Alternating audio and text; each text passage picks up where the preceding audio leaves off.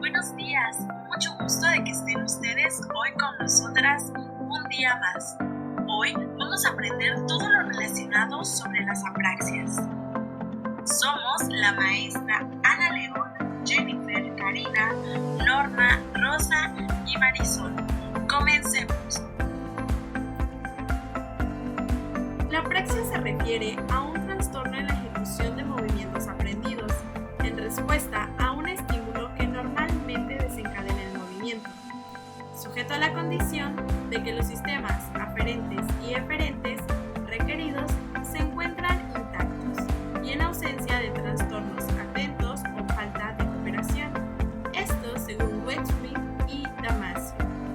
Así, la apraxia implica la ausencia de una serie de dificultades motoras, como parálisis, ataxia y coreotetosis, déficit perceptuales, alteraciones graves en la comprensión y deterioro mental. Hay ciertas discrepancias en cuanto a la clasificación de las apraxias. Por lo común, se han considerado dos tipos principales de apraxia motora en las extremidades, la ideomotora y la ideacional, y dos tipos de apraxias asociadas con defectos visoespaciales, la construccional y la del vestirse. Algunos autores, sin embargo, consideran que estas dos últimas no son apraxias propiamente dichas y se refieren a incluirlas en los trastornos espaciales. Otros tipos de apraxias citados a menudo en la literatura son la bucofacial, la verbal, la de la marcha, la del tronco y la ocular. Apraxia de las extremidades. Estas se dividen en bilaterales y en unilaterales. Las bilaterales a su vez se van a dividir en ideomotora e ideacional. La ideomotora es la incapacidad del individuo para recordar tanto movimientos previamente aprendidos como nuevos, y la ideacional es cuando el individuo es incapaz de recordar actos previamente planeados de manera secuencial. Finalmente, la ideomotora se divide de las extremidades superiores y de la marcha. De las extremidades superiores es cuando existe una alteración en movimientos tanto simples como complejos que lleva al individuo a ser incapaz de manipular algún objeto.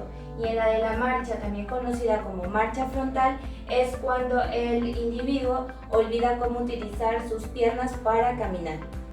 Apraxias unilaterales. Estas se dividen en tres: apraxia cinética, apraxia simpática y apraxia callosa. La apraxia cinética o melocinética es considerada como la pérdida de la velocidad y la exactitud del movimiento, aunque se conserve la intención de llevarlo a cabo. La apraxia simpática se caracteriza por las dificultades gestuales de los miembros izquierdos, evidentes tanto a la orden verbal como por imitación. La apraxia callosa es uno de los signos del síndrome de Sperry o síndrome del cerebro dividido y se caracteriza por la desconexión entre las áreas del lenguaje y el área motora del hemisferio derecho que controla los movimientos de la mano izquierda. En estas apraxias de la cara existe la apraxia bucofacial, la cual es la incapacidad para ejecutar voluntariamente movimientos bucofaciales con los músculos de la laringe, la faringe, los labios, las mejillas y la lengua. Existe también un acompañamiento de mutismo, ya que se cree que el mutismo permanente es producto de una lesión bilateral, en tanto que el mutismo transitorio puede deberse a lesiones unilaterales de la corteza motora inferior. La apraxia ocular es también llamada apraxia de la vista o mirada, ya que se han encontrado pacientes que pueden mover los ojos de derecha a izquierda, pero no lo pueden hacer por voluntad propia o por una orden verbal. Ahora, las apraxias del lenguaje. Existen dos tipos, el habla y el verbal. Vamos a empezar primero con la apraxia del habla. Esta está localizada en la parte frontal cinética y se relaciona con la fascia de Broca. La fascia del habla se relaciona con la alteración en la programación o planeación al momento de ejecutar los movimientos utilizados para la producción del lenguaje. Es decir, pueden llegar a existir distorsión en los fonemas, omisión o sustitución del sonido. Ahora, por parte de la fascia verbal, esta se encuentra en la parietal idiomotora y se relaciona con la fascia de conducción. Esta existen dos tipos. La primera es prerrolándicas y la segunda retrorrolándicas.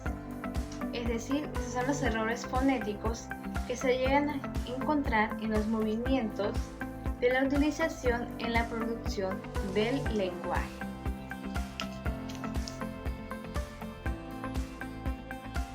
Apraxias axiales.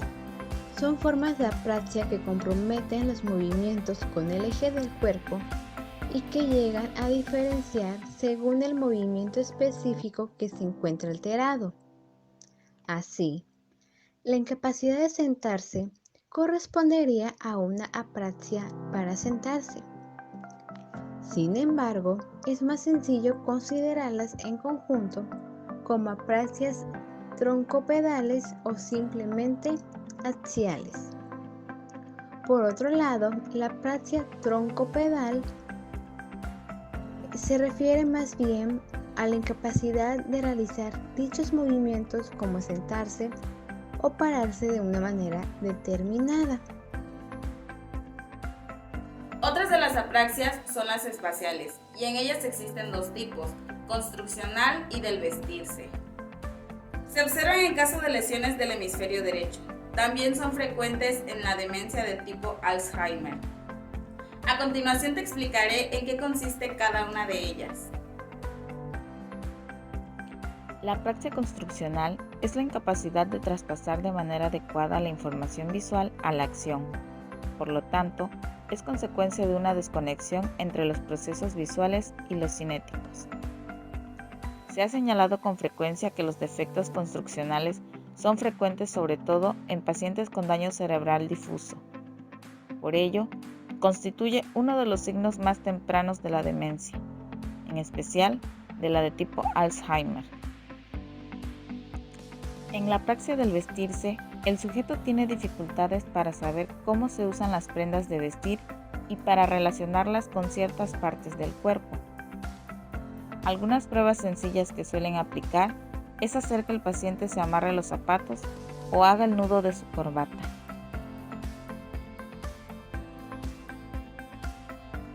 Algunos estudiosos afirman que la memoria de los movimientos puede ser importante para explicar la apraxia. De hecho, esta última puede definirse como una amnesia de los movimientos previamente aprendidos. Los pacientes apráxicos tienen serias dificultades para aprender secuencias de movimientos, lo que implicaría no solo una amnesia retrógrada de los movimientos previamente aprendidos, sino también una amnesia anterrógrada, incapacidad de realizar nuevos aprendizajes motores. Ahora explicaré brevemente cómo poder evaluar las apraxias. Como ahora sabemos, es una alteración que sufre el paciente en su capacidad motriz, perceptiva y cognitiva, por lo que se le pide al paciente reproducir el movimiento con una y con otra mano. Es importante también evaluar tanto los movimientos de las extremidades como los de la cara, el tronco y así como la complejidad de sus movimientos. Nuestra primera evaluación es sobre la apraxia de las extremidades.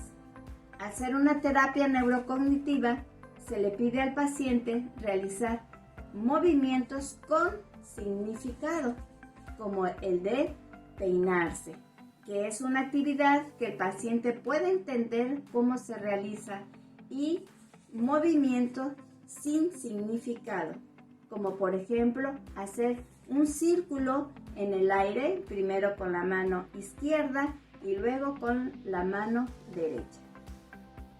Nuestra siguiente evaluación es apraxia ideacional, que es una actividad con una secuencia de movimientos que el paciente ya tiene idealizados, como por ejemplo el de preparar café. Esta actividad puede ser con objeto o sin objetos. La siguiente evaluación es apraxia bucofacial. Esta evaluación, a diferencia de las otras, no hacemos movimientos con las extremidades, sino bucofaciales, como sacar la lengua, mover la boca o inflar las mejillas o soplar. La evaluación de apraxia oculomotora consiste en hacer movimientos oculares que pueden ser bajo, por ejemplo, de una orden verbal o una búsqueda visual o un seguimiento de objetos.